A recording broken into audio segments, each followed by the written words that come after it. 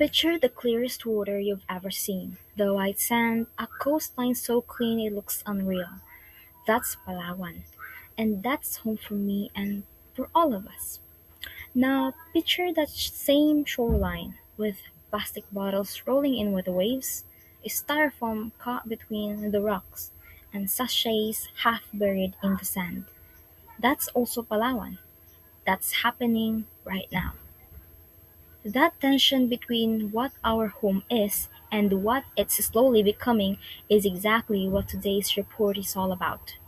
Good day, everyone. I am Jevime Asalazar, representing our group on reporting the SDG 11 and 12, the Sustainable Cities and Communities, and Responsible Consumption and Production. Two goals, one urgent message, and with only 4 years left until the 2030 deadline, the clock is not on our side. Now, let's start with a reality check. And these numbers are right here on the screen. 8 billion people on this planet, more than half, 55%, live in cities. Over 1 billion of them live in slums, not by choice, but because cities grew faster than the systems meant to hold them. We produce enough food to feed every single person on Earth, yet we waste one third of it. And plastic? Our slide says 8 million tons enters our oceans every year. And I want to add, updated 2025 estimates actually put that number between 11 and 23 million tons annually. It's gotten worse, not better. I grew up near the ocean, and when I hear those numbers, I don't think of statistics. I think of the shoreline I know, because a huge portion of that plastic flows through rivers and ends up on coasts like ours in Palawan.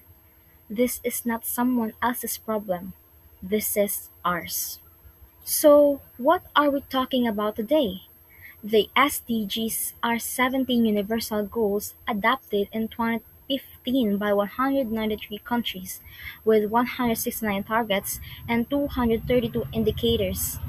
We have one deadline, and that is 2030. That is now only 4 years away. I am focusing on SDG 11, that is how we build and manage our cities, and SDG 12, that refers to how we consume and produce things. Why together? Because they're inseparable.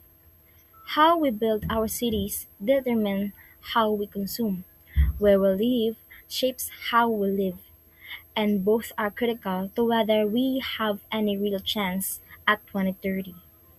Here's what this report covers: the background and frameworks, key targets, and global progress, Philippine response through laws and programs implemented, the current issues in 2025 and 2026, and how these two goals connect. Now, let's get into it. Now, let me start with a quick background. In 2000, the United Nations launched the MDGs, or the Millennial Development Goals. It focused on developing nations only.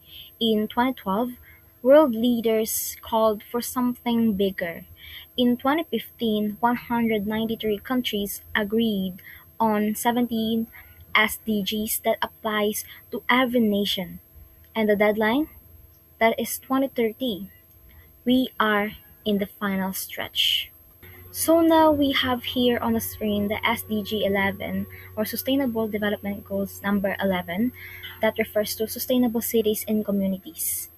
It talks about how to make cities inclusive, safe, resilient, and sustainable by the year 2030.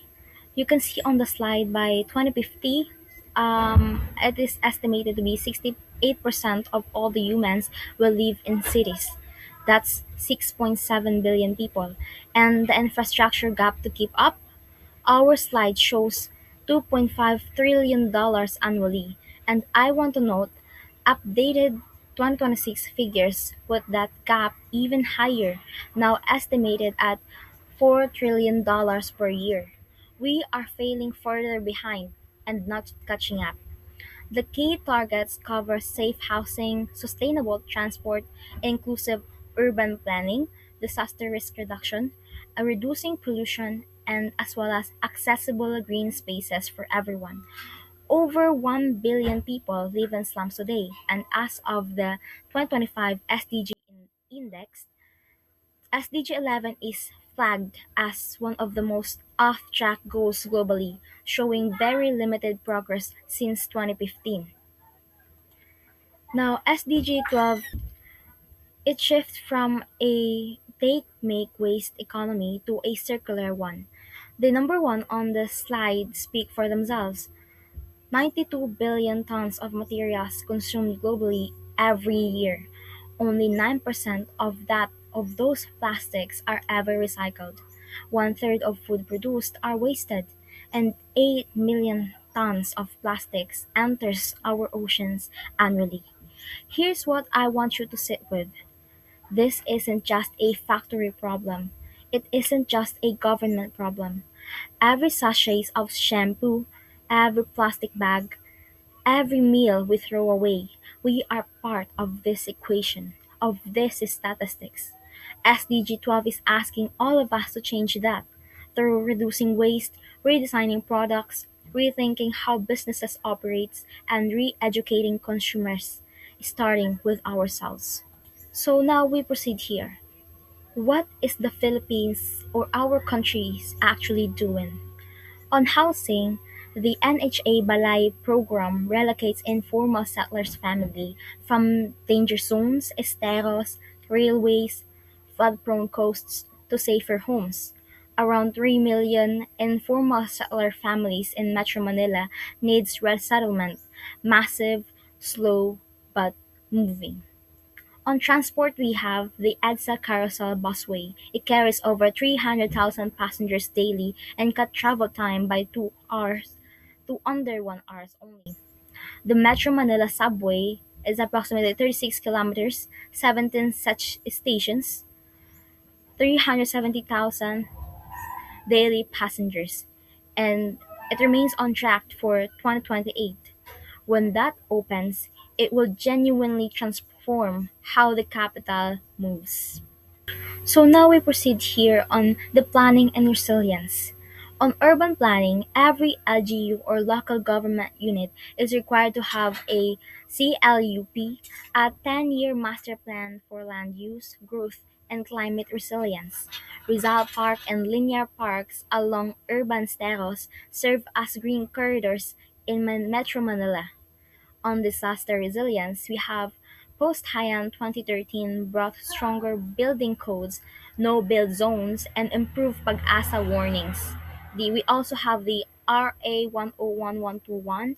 The DRRM Act provides the national frameworks. And I want to add, as of 2025, the Philippine Senate is now considering Senate Bill 65, which would create a national framework for transitioning cities into fully sustainable communities aligned with SDG 11, with NEDA setting measurable targets. That's a significant setup. This isn't just on a slide yet, but it's happening right now.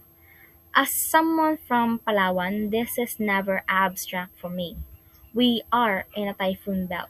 We are on coast. Resilient planning is literally the difference between life and loss for communities like ours. Now, local government units, including Manila, Pasig, and Davao, have banned single use plastics. SOS Philippines rescues surplus foods from SMOs, hotels, and caterers, redirecting it to communities in needs.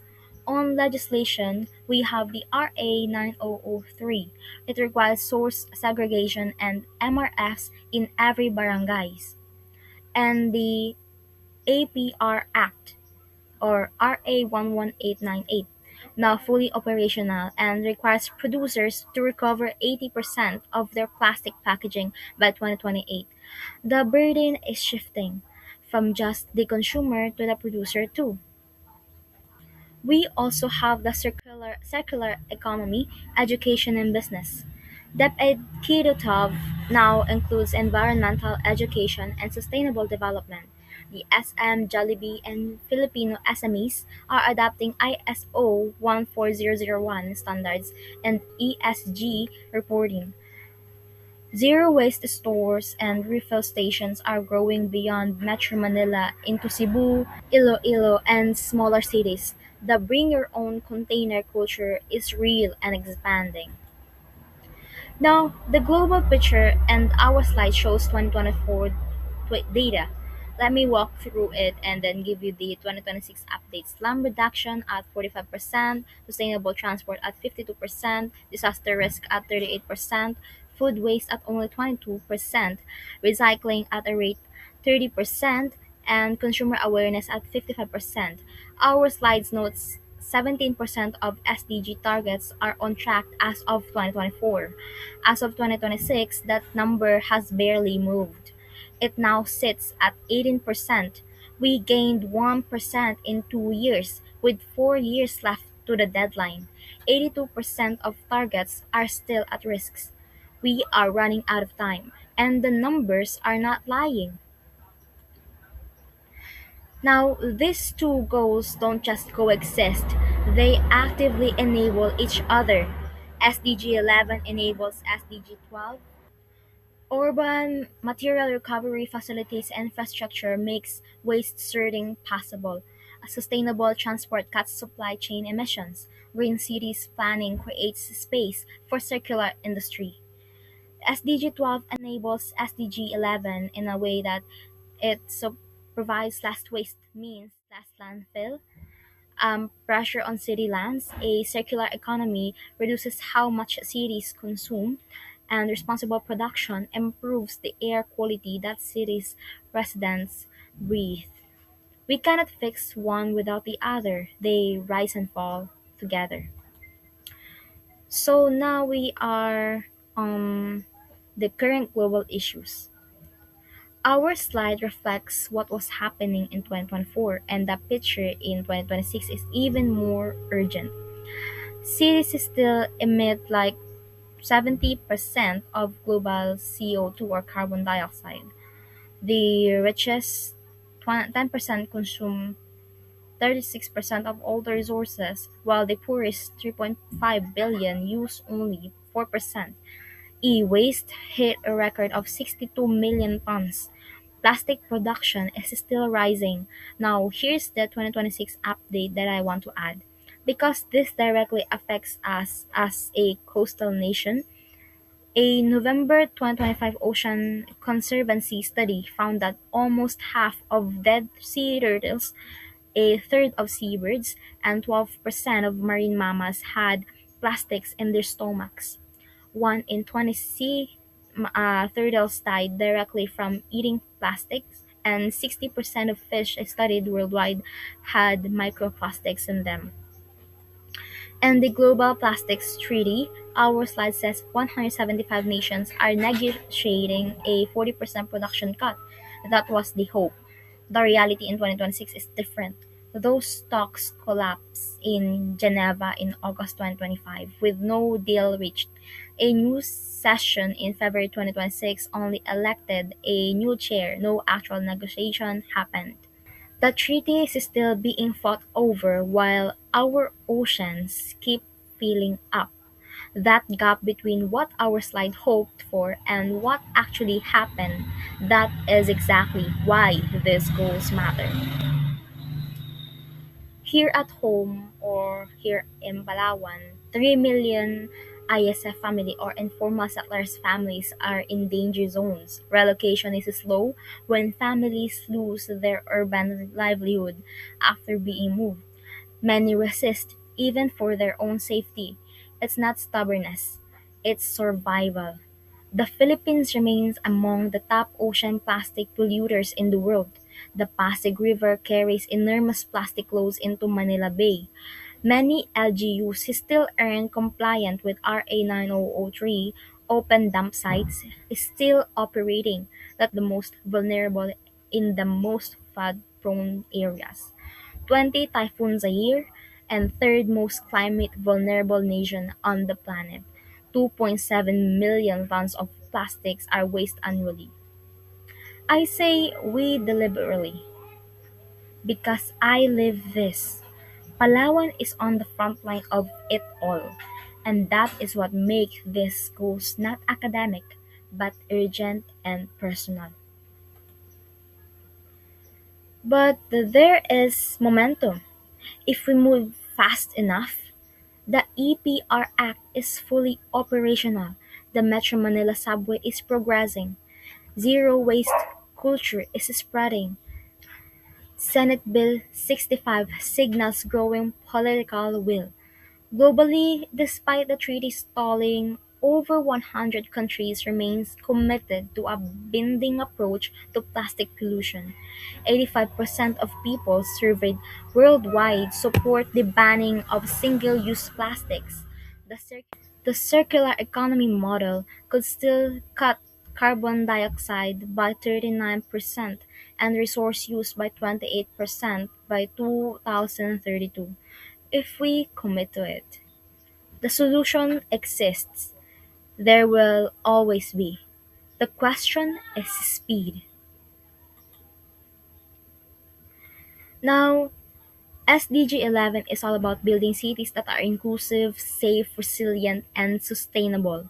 The Philippines is moving, but urban inequality and climate vulnerability remains urgent and unresolved. SDG 12 leave behind the throwaway economy. The laws exist, but enforcement must accelerate and consumers' behavior must evolve. Bold action is needed from government, from businesses, from every one of us. Not eventually, but now. Now we are here on our appendix slide. Our appendix shows urban population growth data and the global plastic waste breakdown, where only 9% is recycled and the rest ends up in landfill, incinerated, or leaking into our environment. All data is sourced from the UN SDG Progress Reports, UN Habitat, UNEP, and the World Bank, the Philippine agencies including the NADA, PSA, and the NSWMC. So here are our references. You can look it up if you want to know further the information that we have just laid down onto you guys. Now, I want to end this where I started. So, our own province, the Palawan. Palawan has been called the most beautiful island in the world, and it genuinely is, but it is also a place that absorbs the consequences of everything we talk about today. The plastic that flows through rivers reaches our shores. The typhoons that intensify the climate change hits us first. The communities along our coastlines lose the most when systems fail. So when I report on SDG 11 and 12, I am not reporting on distant global goals. I am reporting on the place I come from, we came from, on the people I know and we know, on the water I grew up beside, and all of us grow up beside. As of 2026, we have 4 years left. 4 years to close an 82% gap. 4 years to build cities that don't flood the poor out of their homes. 4 years to stop treating our oceans like a landfill. Every city built sustainably, every meal saved, every plastic refused is a vote for the world we want to live in. SDG 11 and 12 are not just goals on UN document. They are a question being asked of our generation right now. Who will be the ones who acted or the ones who watched? The future is ours to build, but only if we act together and now. That is all. Thank you for listening.